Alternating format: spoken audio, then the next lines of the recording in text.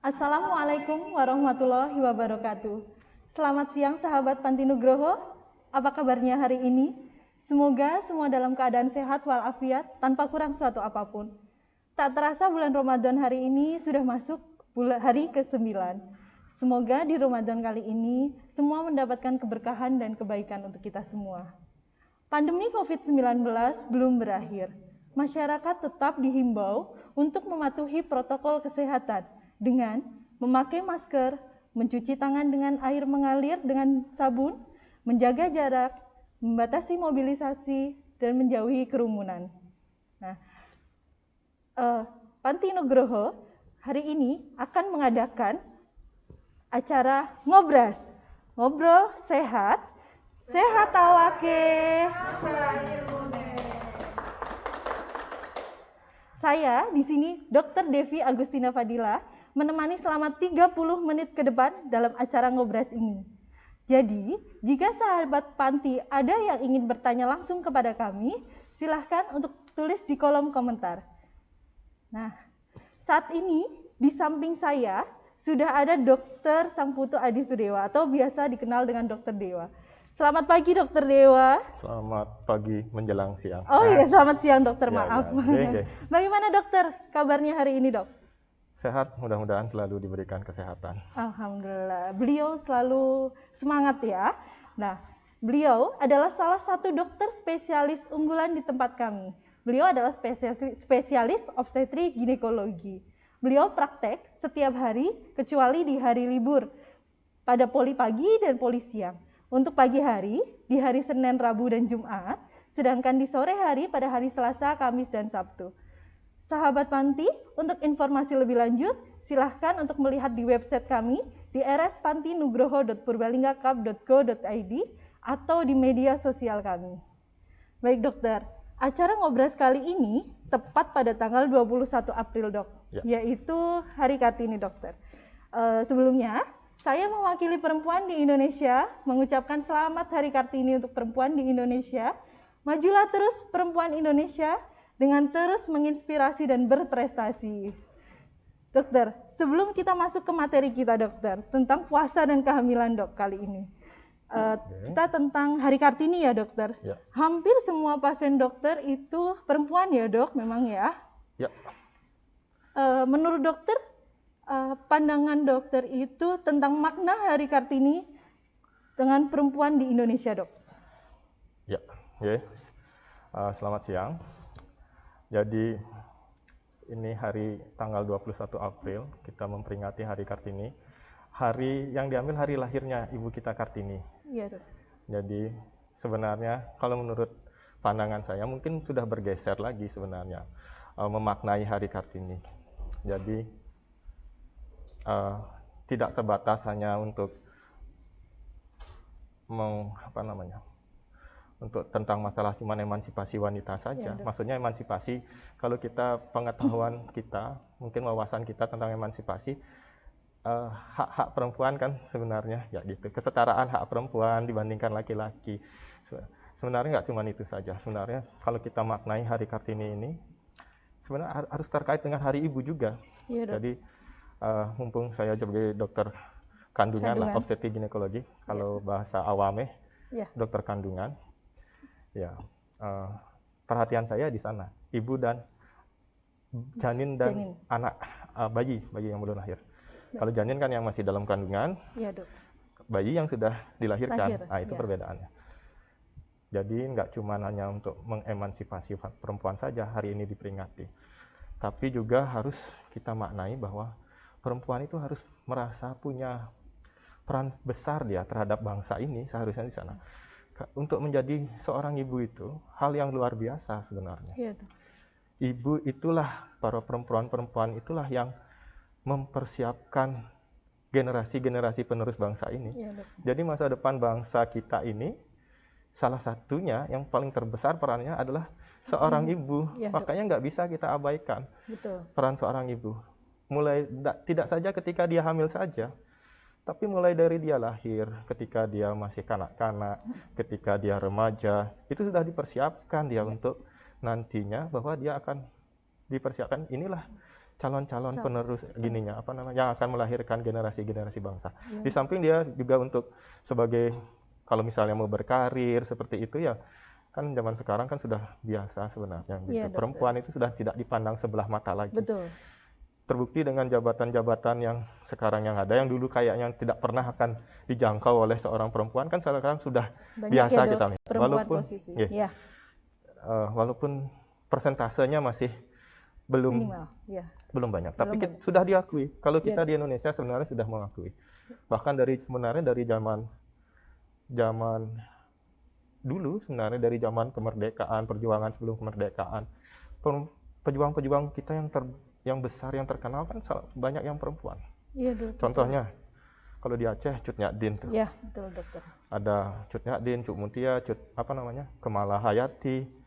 Kemudian kalau di Jawa banyak. Nyi Ageng Serang, Ratu Kalinyamat, Raden Dewi Sartika. Banyak selain Kartini juga. Itu juga pejuang besar juga yang harus kita teladani gininya. Perjuangan beliau. Nggak cuma berjuang melawan Belanda, tapi juga untuk memajukan kaumnya. Iya. Terutama di bidang, salah satunya di bidang pendidikan, keterampilan, seperti itu. Iya. Jadi, maknailah hari ini sebagai pengingat bahwa sebagai perempuan Indonesia, Anda itu harus merasa bertanggung jawab untuk melahirkan generasi-generasi, mendidik generasi-generasi yang akan meneruskan bangsa ini. Bangsa ini akan jadi maju, jadi besar. Itu salah satunya. Yang terbesar ya di tangannya perempuan. Anak begitu lahir yang merawat ibunya, yang menyusui ibunya, yang membesarkan dia, mendidik dia ibunya. Betul. Jadi kalau ibunya pintar melakukan itu semua, dia cerdas mendidik anaknya, generasi kita akan cerdas juga. Iya, Dok. Betul, Dok. Ya tinggal tunggu waktu aja Indonesia akan jadi bangsa yang besar. Ya, jadi punya peranan sangat penting ya, dokter ya. Iya, makanya perempuan itu harus dijaga martabatnya, dihormati, dimuliakan dia, seperti itu. Kalau itu sudah bisa kita lakukan, pasti kita akan jadi bangsa yang besar lagi. Ujung-ujungnya akan ke sana. Kalau saya memaknainya seperti itu, jadi nggak sebatas ada anak kecil pakai kebaya, pakai konde. Memperingati Hari Kartini itu bukan hanya sekecil itu, sebatas itu. Ya, tapi ada makna yang lebih besar di sana. Wah, ya super sekali itu pesan dari Dokter Dewa ya. Jadi kita akan kembali ke tema kita nih sebelumnya, yaitu tentang puasa dan kehamilan. Dok, saya ingin bertanya ini, Dok. Banyak sekali yang sudah bertanya kepada saya sebelumnya nih, Dok. Sebenarnya ibu hamil itu boleh tidak, Dok, untuk berpuasa, Dok? Iya. Kalau masalah berpuasa terhadap kehamilan, kalau dari untuk boleh apa tidaknya, tentu boleh, kayak gitu. Boleh ya, boleh enggak, kayak gitu. Gitu. Karena tidak diwajibkan, kan gitu. Kalau ibu hamil, ya.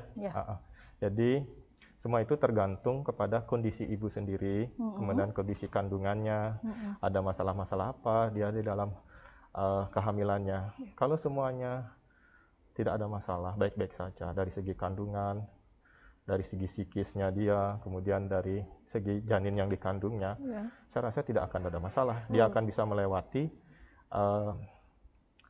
masa kehamilan di dalam bulan puasa ini juga ikut berpuasa, jadi nggak apa-apa. Saya salut sebenarnya, walaupun dalam kondisi hamil muda, hamil awal, sedang mual, muntah, banyak sekali ibu hamil itu yang tetap ingin berpuasa, gitu loh. Iya, saya dalam hati saya luar biasa loh, gitu loh. Sedang hamil, tetap juga ingin menunaikan ibadah puasa pada saat kondisinya seperti itu.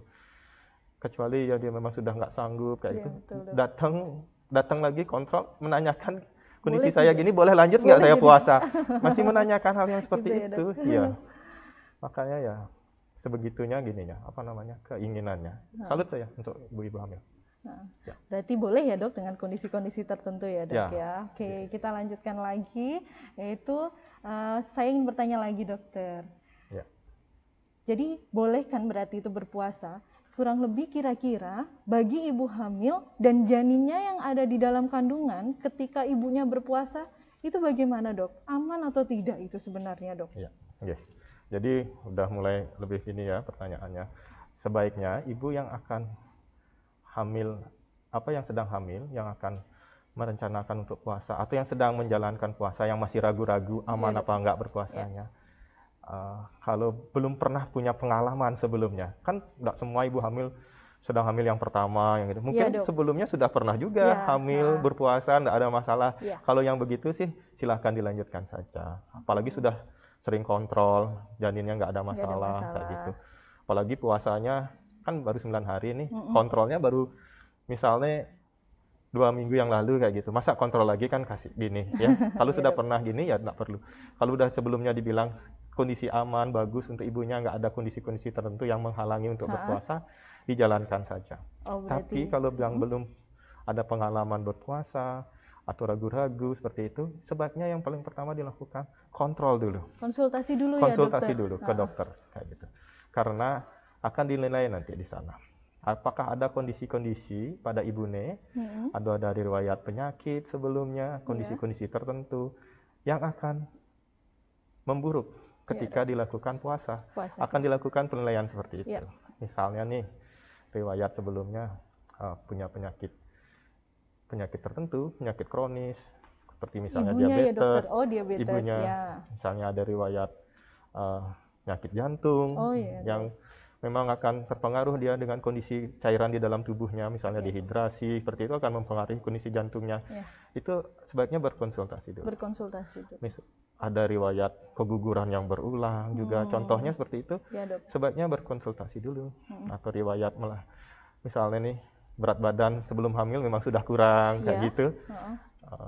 Sebaiknya konsultasi dulu. Ketemu dokter spesialis kandungan ya dok ya. Atau ada juga sih kebalikannya daripada itu. Ada kondisi-kondisi tertentu yang malah membaik ketika berpuasa. Seperti apa dokter itu kondisi? Misalnya sebelum hamil sudah obesitas. Ketika gini kan bisa juga untuk membantu juga untuk mengurangi asupan seperti itu. Walaupun sedang hamil nggak ada masalah ya dok ya, asal kondisinya baik ya dok ya. Baik, dok. Untuk ininya juga, untuk janinnya juga kan dilakukan pemeriksaan. Seandainya kondisi janin masih dalam kondisi yang baik-baik saja, masih bagus-bagus saja, tidak ada gangguan pertumbuhan seperti itu, monggo silahkan untuk dilakukan berpuasa. Nanti bagaimana trik gininya, apa yang harus dilakukan saat berbulan puasa kan bisa dijelaskan nanti. Siap dok. Terus kita lanjutkan lagi dokter. Ini nih saya ingin bertanya lagi dok. Kira-kira kondisi-kondisi apa saja bagi ibu hamil yang tidak disarankan atau jangan sama sekali berpuasa dokter? Jadi gini, kalau saya dari hampir setiap hari pasien yang datang untuk kontrol, untuk periksa itu pasti menanyakan nih mengenai masalah berpuasa. Hampir semua, hampir semua. Di bulan Ramadan ini ya dok, tepatnya ya dok. Selalu menanyakan seperti itu. Dan yang saya lihat kekhawatiran mereka yang paling ini mengenai pertumbuhan janinnya. Iya dok. Gimana pertumbuhan janin? Apakah nggak terganggu nanti? Itu yang mereka, bukan ibunya yang ditakutkan. Bayinya malah lebih ke bayinya ya dokter. Itulah naluri seorang ibu. Dia dirinya sendiri itu dipikirkan yang kedua. Dia lebih memikirkan bayinya dalam janinnya dulu. Bagaimana kondisi saya di dalam, anak saya di dalam ini, apakah dia akan tercukupi kebutuhan nutrisinya, kayak gitu. Kan sudah bagus sebenarnya. Ada kesadaran yang seperti itu kan luar biasa, yang kayak gitu. Jadi gini, hal itu kan terkait dengan nutrisi, kalori yang akan masuk ke dalam ketika berpuasa itu bagaimana. Untuk bisa mengerti hal yang seperti itu, jadi harus dipahami mengenai berapa sih kalori, nutrisi, protein lah macam-macam yang diperlukan ketika seorang ibu sedang hamil. Jadi gini, lebih detailnya ya dok. Nutrisi yang diperlukan untuk ibu hamil itu juga tergantung kepada pertama berat badannya dia dulu. Berat badan awal sebelum hamil dulu. Ibu berat badan ibu. Berat badan ibu. Kemudian adakah faktor-faktor risiko penyerta yang lain? Seperti contohnya itu DM seperti itu. Atau memang ada riwayat ibu yang pernah gampang gemuk sebelumnya. Kemudian diet berhasil menurunkan berat badan. Ketika kehamilan itu bisa naik lagi dok. Bisa naik lagi dengan cepat. Itu memang saya ada itu, yang begitu. Saya juga dok. Metabolismenya agak lambat. Kayak gitu. Memang ada yang seperti itu. Tergantung berat badan awal, aktivitasnya seperti apa. Aktivitas fisiknya, apakah selama hamil dia akan menjalankan aktivitas fisik yang agak dibandingkan ini, misalnya ada ibu yang di rumah kayak gitu, enggak banyak aktivitas fisik, atau ibu-ibu yang sedang bekerja, Dok. itu beda. Beda ya dok ya. Kalorinya beda. Kalori yang dibutuhkan beda Kalori yang ya, dibutuhkan dok? akan beda. Kalori itu kan bahan bakar untuk tenaga ketika kita beraktivitas, kasarnya seperti itu. Iya betul dokter. Jadi untuk trimester pertama itu kebutuhan kalori. Ini kalori yang maksudnya yang jadi tenaga lah kasarnya. Walaupun sebenarnya fungsi kalori itu banyak banget sebenarnya. Iya betul dok. Di samping untuk jadi tenaga untuk kita aktivitas seperti itu. Kebutuhan kalori di trimester pertama kalau ditotalkan itu sekitar 1.800 kalori. Kilokalori. 1.800 ya dok. Jadi sekitar ada penambahan kalori dibandingkan ketika tidak hamil itu sekitar 130-an kalori lah, 130 sampai 150 kalori. Ketika tidak hamil dan hamil dok, hanya perbedaannya 130 sampai 150 saja ya dok? Nama sekian untuk kalorinya. Apalagi sebenarnya di trimester pertama itu bahan makanan janin itu, kasarnya seperti itu ya. Hal-hal yang dibutuhkan oleh janin itu sebenarnya tercukupi dari kehamilan itu sendiri. Contohnya nih, nutrisi itu bisa datang dari dinding rahim, sel-sel endometrium. Itu sudah ada bahan makanannya sendiri di sana. Oh iya dok. Iya, jadi maksudnya gini, banyak ibu hamil yang ketika dia mengalami hiperemesis gravidarum, jadi mual muntah yang hebat, yang berat ketika kehamilan awal takut sekali dia. Anak saya gimana di dalam ini kayak gitu. Apakah nggak kurang nutrisinya? Tapi selama ini yang kita lihat, walaupun ibunya mual muntah di trimester awal nih, di bawah trimester pertama, di bawah 12 minggu, itu pertumbuhan janin, gede janinnya gitu. Ketika kita cek, masih tetap baik-baik saja. Maksudnya tumbuh dengan bagus dia. Baik ya dok, bagus. Nggak ada masalah, nggak kecil, sesuai usianya. Sering. Jarang yang di bawah 12 minggu itu sudah mengalami gangguan pertumbuhan, walaupun ibunya mual muntah berat. Gitu. Karena memang kayak alam itu sudah mengatur kita. Sudah luar biasa tubuh kita itu. Jadi sudah disiapkan untuk hal-hal yang seperti itu. Mual muntah pada kehamilan di awal-awal, masih di 12 minggu, itu kan penyebabnya sebagian besar kan karena adanya hormon beta HCG. Oh, hormonal ya dok berarti. Karena perubahan hormon ya dok. Yang paling utama penyebabnya itu dulu, perubahan hormon beta HCG. Cuman beta HCG inilah yang diperlukan di awal. Punya manfaat yang penting. Beta HCG itu hormon yang dicek ketika kencing biar hasilnya positif, itu dia. Oh, test pack ya dokter ya. Makanya beta HCG itu juga menentukan bagus tidaknya suatu kehamilan. Iya dok. Ini misalnya akan mau keguguran, ini kehamilan yang nggak berkembang kayak gitu, bisa dari beta HCG dicek. Tapi bukan beta HCG yang dikencing, tapi yang di darah. Oh, di dalam darah beda ya dok ya. Kadarnya. Beta HCG itu akan meningkat 2 kali lipat tiap hari, mulai dari masa awal konsepsi sampai puncaknya mulai dari usia kehamilan 5 sampai 12 minggu. Makanya di sanalah ibu akan mengalami mual muntah yang akan mengalami mual muntah yang mungkin ada yang lebih berat, tergantung kadar beta HCG-nya. Iya, dok. Karena beta HCG ini fungsinya, apa sih kok ada beta HCG yang membuat ibu hamil itu muntah-muntah seperti itu? Untuk apa sih? Jangan salah, beta HCG itu penting banget untuk menjaga kehamilan. Beta HCG itu dihasilkan oleh sel di indung telur itu dihasilkan itu untuk menjaga kehamilan, menjaga aliran darah di bayinya di awal-awal. Kemudian itu yang tadi saya bilang, membantu untuk dinding rahim endometrium itu supaya bisa memberikan nutrisi yang baik ke bayinya. Itu pentingnya dia. Makanya kadang-kadang kalau ibu-ibu hamil datang kayak itu, riwayatnya pernah keguguran 2 kali sebelumnya. Kemudian datang yang ini, keluhannya apa? Mual muntah gitu. Senang saya dengarnya. Beta HCG-nya tinggi nih. Tinggi ya, dok? Jadi kehamilannya bagus harusnya ini gitu loh. Tapi padahal ibunya lemas. Lemas, tapi harus senang. Oh, senang malah, dok. Kalau menurut pandangan obstet itu beda lagi ya, dok, malah ya. Kalau saya udah pernah riwayat keguguran berulang, datang dengan mual muntah, seneng. Masih ngeplek-ngeplek pun kalau masih mual muntah itu agak lega saya dengarnya gitu. Karena biasanya kandungan gininya berkembang bagus ini, hormon-hormonnya keluar semua. Nah, jadi kalau di hamil awal ada mual muntah seperti itu, sebenarnya sih tidak terlalu gini untuk ke bayinya. kalau ini untuk pertumbuhannya, kecuali ada hal-hal lain kayak gitu. Memang bayinya ada kelainan kromosom ketika pembentukan di awal seperti itu. Yang begitu memang nggak bisa, bukan karena asupan nutrisi yang kurang kalau di awal kehamilan kayak gitu. Itu yang di trimester pertama. Kemudian yang di trimester kedua, kebutuhan kalorinya itu sekitar 2.000. Meningkat ya, Dok? 2.000 per hari. Agak naik sedikit tuh kebutuhan kalorinya. Ya sama, jadi peningkatan gininya itu bisa disubstitusi dengan nasi kurang lebih 176 gram. 170. Sebenarnya nambah nasinya sekian aja udah cukup. Kecil banget ya, Dok. Ini untuk berat badan normal. Kita ngomongnya ini untuk indeks massa tubuh yang normal kayak gitu. Jadi nggak terlalu banyak sebenarnya peningkatan kalau dibandingkan dengan yang kondisi yang tidak hamil. Oh iya, Dok. 2.000 sekitar 2.000 sampai 2.200. Itu kalori yang dibutuhkan ketika trimester. Kalau trimester ketiga, Dok, kebutuhan kalorinya agak naik lagi sedikit. Jadi sekitar 2.500 kalori yang diperlukan. Kilokalori per hari. Kilokalori, ya. Iya. Jadi kalau untuk susah tuh, gimana caranya orang hitung, ibu-ibu awam tahu sekian kilokalori, nggak praktis banget pengetahuan itu. Mau makan kita hitung dulu ya, gimana caranya itu? Kira-kira tuh, gitu. Maksud saya selama bulan puasa, untuk memenuhi kebutuhan itu,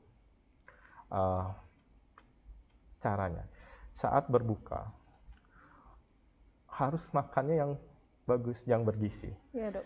Jenis makanannya, maksud saya banyak nih gini tuh, buka sahur, ketika sahur cuman mie tok, nggak isi apa-apa, nggak ada nutrisinya ya, Dok, ya? Kurang lah maksudnya. Kalorinya memang bagus, cuman yang lainnya kadang-kadang ada yang cuma roti saja, minumnya sedikit kayak gitu. Itu dialami. Itu untuk sepanjang hari untuk ibu hamil. Saya rasa masih nggak bisa, nggak cukup yang segitu. Kalau mau berpuasa, nutrisinya harus baik, harus bagus. Jadi ketika ketika sahur, usahakan, triknya nih, makan. Kenapa seneng banget tuh makan mie instan kayak gitu? Kalau saya perhatikan gini ya, lebih enak mencerna makanan yang berkuah. Gitu ya, Dok. Kalau pagi makan yang berkuah, makanya usahakan buatlah makanan yang berkuah. Daging yang kayak sop. Mungkin ada sayur, ada dagingnya di situ ya, kayak Dok, gitu. ya? Iya. Sayur-sayuran pun yang berkuah lebih gampang dikonsumsi. Iya, Dok. Kayak gitu. Itu gininya, salah satu cara mengolahnya yang pertama. Kalau dari segi yang lain, misalnya nutrisinya, kalau untuk protein, itu ibu hamil perlu protein kurang lebih 80 sampai 100 mg per hari. Itu dapat kalau makan daging sapi langsung enak dapatnya. 200 gram sehari daging sapi. Udah lebih ya, Dok ya. Sebenarnya butuhnya sedikit ya, Dok ya. Iya. Itu protein dari gini. Kemudian kalau dari sayur-sayuran, buah, kurang lebihnya sekitar 300 sampai 500 gram. Kalau makan sayur atau buah, porsinya ya sekian kalau bisa. Kalau sayur mungkin 3 sampai 4 porsi sehari. Kalau buah-buahan, kalau mau buah saja ya sekian, 300 sampai 500 gram buah-buahan sehari. Kayak gitu. Itu yang akan memenuhi kebutuhan mineral, vitamin kayak gitu dari buah dan sayur, serat juga kayak gitu. Mensiasatinya seperti itu. Kemudian minum air putih yang cukup.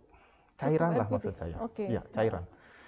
Hindari minuman-minuman yang bisa merangsang asam lambung.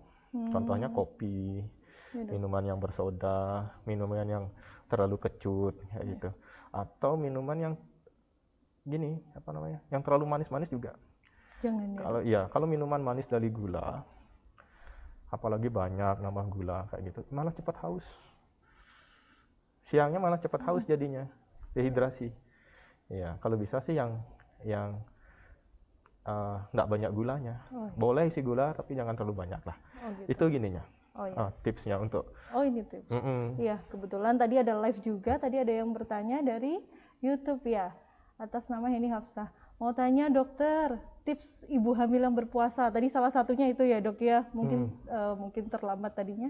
Itu jangan konsumsi air minum yang banyak, terus minum gulanya ya dokter ya tadi ya. Minum air putih, gulanya jangan terlalu. Manisnya jangan terlalu. Manisnya, oke dok. Manisnya, ya apa namanya, karbohidrat.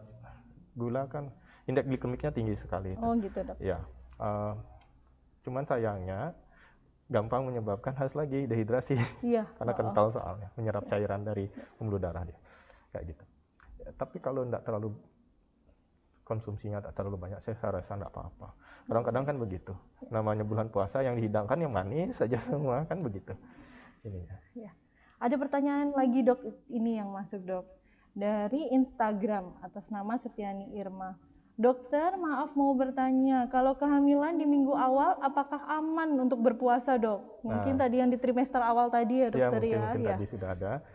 Kalau untuk di trimester awal, itu asal ibunya merasa sehat, mual muntah yang tidak berlebihan, boleh berpuasa, silahkan. Nutrisi di awal tuh tidak terlalu banyak di trimester awal. Kan tadi kebutuhan kalorinya cuma sekian sedikit aja. Ya, dok, ya, sedikit aja penambahannya yang diperlukan. Dan janin itu sudah punya ini sendiri di dalam kan, cadangan makanan sendiri dia dari dinding rahimnya gitu ya, dari plasenta yang sudah mulai terbentuk di awal. Itu sudah menghasilkan makanan sendiri dulu di awal. Kayak gitu. Jadi tidak perlu terlalu khawatir. Asal tidak ada mual muntah yang berlebihan. Tidak apa-apa ya dok sebenarnya ya, di trimester 1 pun nggak ada masalah ya dok. Jangan salah, kadang-kadang yang sering mual muntah, morning sickness, bangun pagi, kadang-kadang malah hilang morning sickness-nya gara-gara sahur. Dari puasa itu ya dok? Iya, sudah sahur soalnya jam sekian, ya pagi udah nggak mual muntah lagi dia. Iya dok. Ada yang membaik morning sickness-nya. Tapi kalau memang yang hyperemesis gravidarum, maksudnya yang bukan hanya mual pagi-pagi saja, itu harus dipertimbangkan lagi. Oh gitu. Karena bisa dehidrasi kan begitu kan, harus masuk sedikit-sedikit sepanjang hari kayak gitu. Aduh dokter, ini banyak sekali pertanyaan yang masuk dokter. Ini dari YouTube atas nama Visma Ningrum. Dokter mau tanya, bagaimana cara mengenali tanda sebaiknya kita menghentikan puasa? Saat berpuasa dia lagi hamil. Bagus pertanyaannya. Iya dok. Iya. Dan ini banyak ditanyakan sebenarnya, tapi bukan begini pertanyaannya. Datang pasien itu, dok kok saya puasa gerakan anak saya kurang ya. Gitu ya, datangnya dok, seperti itu. Lemas sekali dok janinnya di dalam. Iya. Khawatir dia. Iya. Gitu. Kalau enggak datangnya misalnya datang dengan keluhan, dok ini lemes banget saya, enak banget kayak gitu. Perut saya kram, kenceng lebih sering daripada biasanya. Itu yang dia alami. Oh gitu. Pusing kayak gitu, lemes kayak gitu. Itu kalau udah ada yang kondisi-kondisi yang seperti itu, sebaiknya dibatalkan hari itu. Dibatalkan puasanya ya puasanya. Dok ya? Itu penyebabnya salah satunya memang yaitu. Karena apa itu dok? Dehidrasi. Dehidrasi. Janin bergerak kan kalau ada kalori yang masuk dia. Ya, dok? Dia mau gerak. Kalau kurang kan lebih baik diam aja. Sama kayak kita lah, kalau lagi lapar kayak gitu kan lebih baik diem aja, lemes, tidur kayak gitu. Ya, janin sama juga. Kalau kebutuhan kalorinya kurang seperti itu. Oh, gitu. Begitu merasakan seperti itu, buka, ya boleh makan, minum air yang agak manis sedikit supaya kalorinya masuk, supaya gerak anaknya membaik lagi kayak gitu. Gitu. Kalau untuk yang mengalami kenceng-kenceng, kontraksi kayak gitu, misalnya. Ya istirahat, kemudian kalau sedang beraktivitas istirahat, minum air putih yang cukup. Oh gitu ya dok. Atur nafas, masukkan oksigen kayak gitu. Tarik nafas yang dalam, atur nafasnya. Ya. Aduh banyak sekali dokter ini pertanyaan yang masuk dok. Ini coba kita dari Instagram atas Gigaira. Tapi di luar tema kita ini dok, nggak apa-apa dok? Nah ini ada nih pertanyaan yang bagus nih.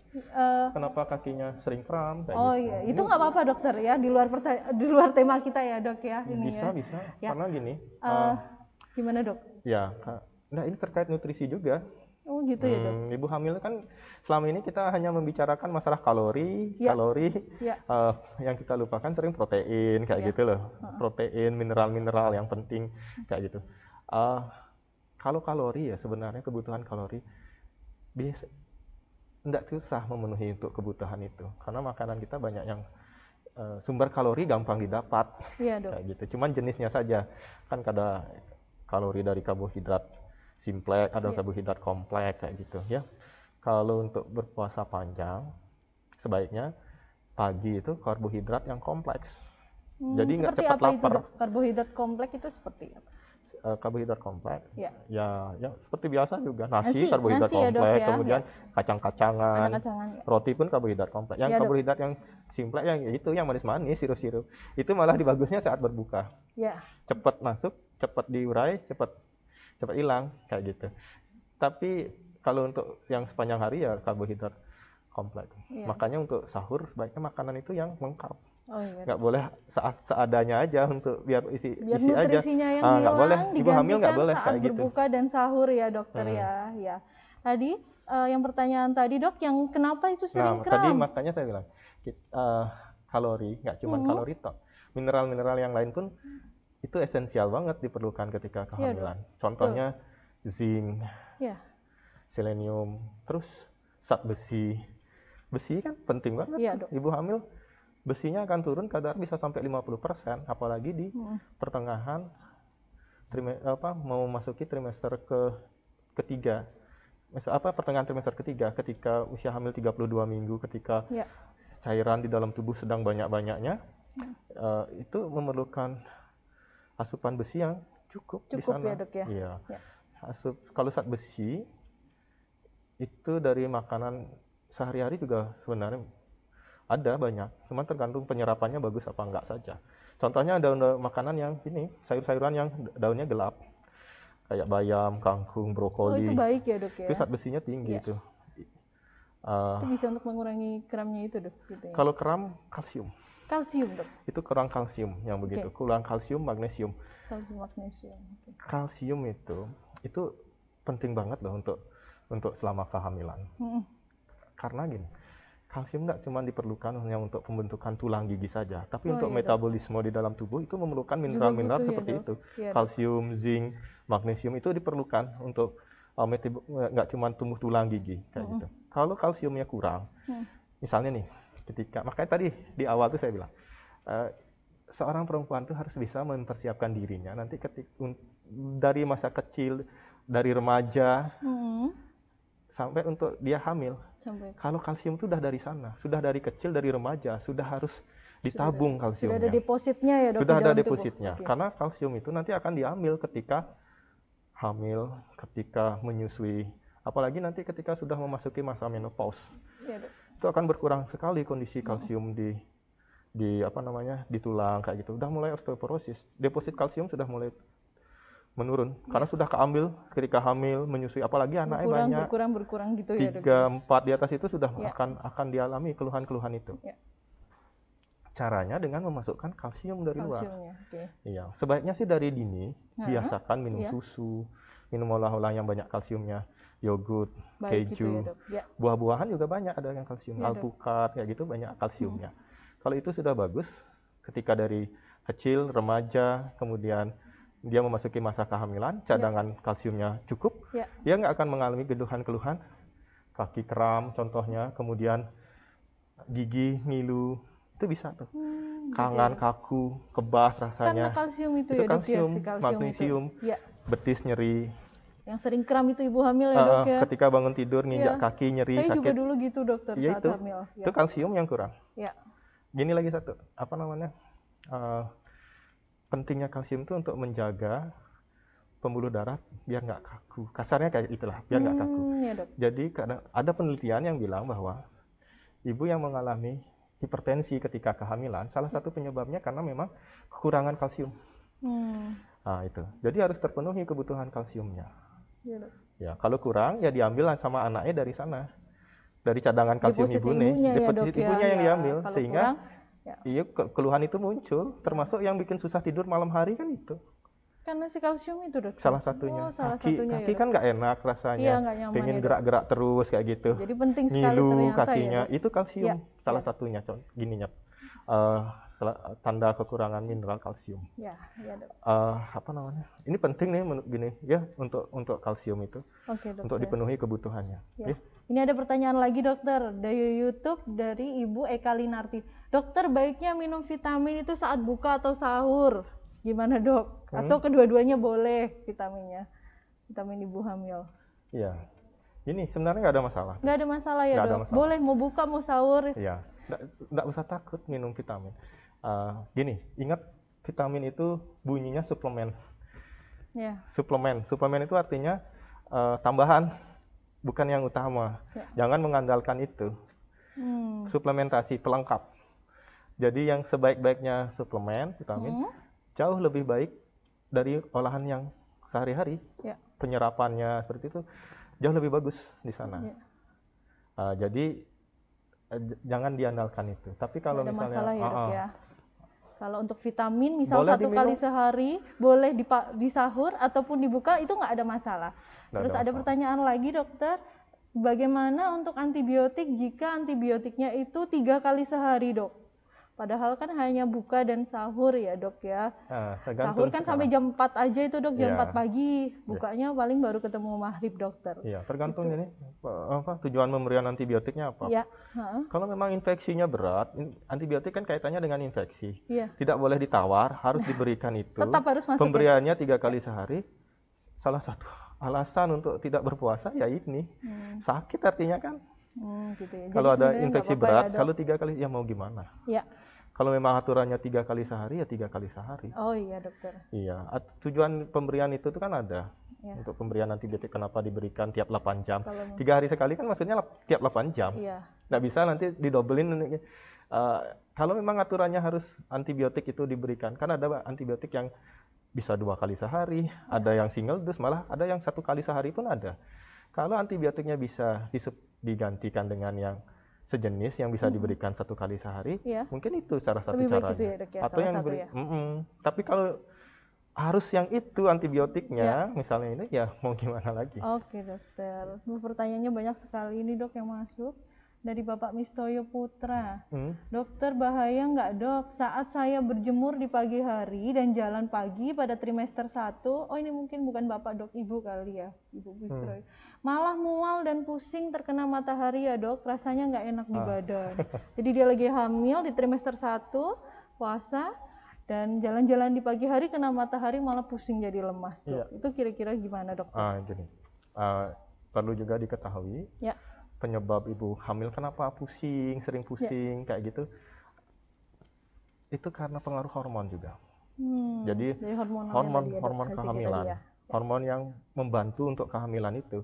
Jadi ada ininya yang kita rasakan, yang efek yang tidak mengenakan dirasakan. Contohnya ini yang bikin pusing ini karena hormon progesteron. Dia bikin pembuluh darah melebar. Gitu ya. Ya, itu yang bikin pusing. Melebarnya nggak cuma di suatu tempat, hampir di semua pembuluh darah melebar.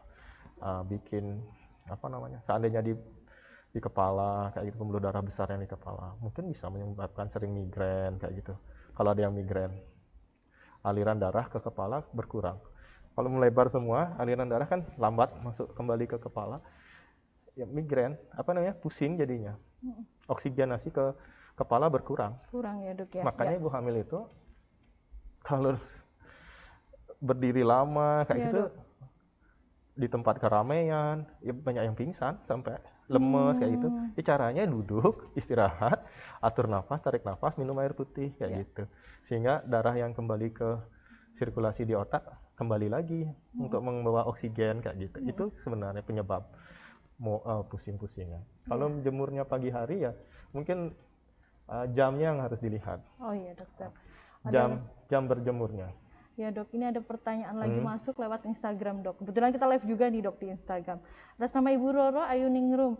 Dokter, saya sudah bertanya, tentang kalsium tadi, Dok, yang kram. Kalsium rutin sudah saya konsumsi, tapi pergelangan tangan saya masih sakit, bahkan nggak bisa untuk melakukan gerakan ngangkat tangan. Ada solusi lain, dokter, selain minum konsumsi kalsium tersebut, Dok? Iya. Mungkin perlu ditinjau lagi nih. Pergelangan tangan ini apakah memang hanya ada masalah suplementasi kalsiumnya saja? Gini, ya kembali tadi yang seperti saya bilang di awal, penyerapannya seperti apa?